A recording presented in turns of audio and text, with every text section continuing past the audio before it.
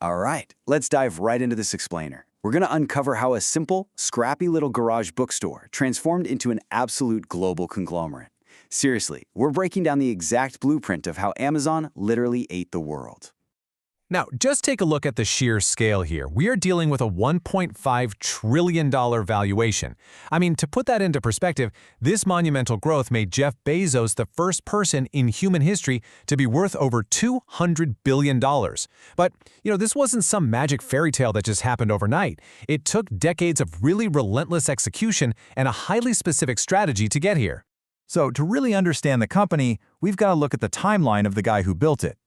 Born to a teen mom back in 1964, Bezos showed this crazy mechanical aptitude early on.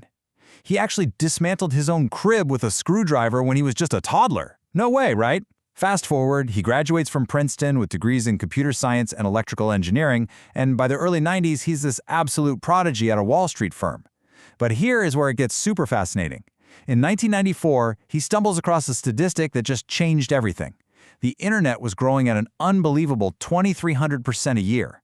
Seeing that massive, once-in-a-lifetime opportunity, he completely abandoned his cushy Wall Street job, packed up his life, and moved to Seattle to start a company right out of his garage. Okay, moving on to Section 1, the garage bookstore, from Cadabra to e-commerce giant. It definitely wasn't always glamorous. In fact, Bezos originally wanted to call the company Cadabra, but he totally scrapped that after his lawyer misheard it over the phone as cadaver, which, obviously not great for a brand. And in those early days, it was a grind. They were packing books on their hands and knees on these hard cement floors until they were physically aching. Bezos actually thought the solution was to buy everyone knee pads. But then, an employee just kind of casually suggested, hey, why don't we just buy packing tables? Bezos later called it the most brilliant idea he'd ever heard, and boom, it instantly doubled their productivity. Now, while their growth was rapid, they sold books in all 50 states within just 30 days, they were practically bleeding money. Investors and analysts were seriously doubting Bezos as the company lost millions of dollars early on. But his strategy was actually incredibly simple and totally unwavering. Grow first, profit later. He wasn't playing around for those quick, short-term gains. His eyes were completely locked on long-term dominance. In fact, the company didn't even turn its first real profit until 2002. Talk about patience. All right, let's get into Section 2, powering the flywheel effect, the engine of Amazon. So, the absolute core of Amazon's business model is something called the flywheel effect. If you don't know, a flywheel is this massive, heavy mechanical wheel that takes an immense amount of effort to push it first. But once you get it spinning, it gains massive, unstoppable momentum, even against really tough external conditions. Amazon's entire strategy is built right around this self-reinforcing loop. And when you look at the steps, you can see exactly how this loop seamlessly builds on itself to just absolutely crush the competition. You start with lower prices, right? Which naturally leads to a massive base of super happy customers. Those happy customers then generate way more web traffic. And because there's so much traffic flooding the site, third-party sellers are desperately trying to list their products with you. This brings in a much greater selection of items, which lowers your costs even further, allowing you to drop prices even more. It's a relentless, practically unstoppable loop once it gets going. Bezos really utilized this crazy momentum to shift Amazon from a 1P to a 3P model. So in a 1P, or first-party model, Amazon has to buy, store, and sell all the products themselves. That means buying up huge, expensive warehouses, which honestly comes with a ton of hassle and pretty low profit margins. But that flywheel? It enabled them to pivot smoothly to a 3P, or third-party model, where external vendors sell directly via Amazon's marketplace. Now, Amazon just acts as the platform and takes a nice cut. There's zero storage hassle, and it's highly, highly profitable. By 2018, these third-party sales actually hit an incredible 58% of everything sold on the entire platform. Huge game changer. Moving right along to Section 3, Amazon's 3 profit pillars, the foundation of a $1 trillion market cap. According to Bezos' own shareholder letters, the company's sustained long-term success rests firmly on 3 main pillars: Amazon Prime, the Marketplace, and Amazon Web Services, or AWS. He literally considers these 3 things the structural foundation holding up the company's entire massive market cap. Let's talk about Prime for a second, which alone boasts over 150 million highly loyal subscribers. And why does this matter? Well, before Prime, paying and waiting for shipping was hands down the biggest obstacle to online shopping. It was the main friction point.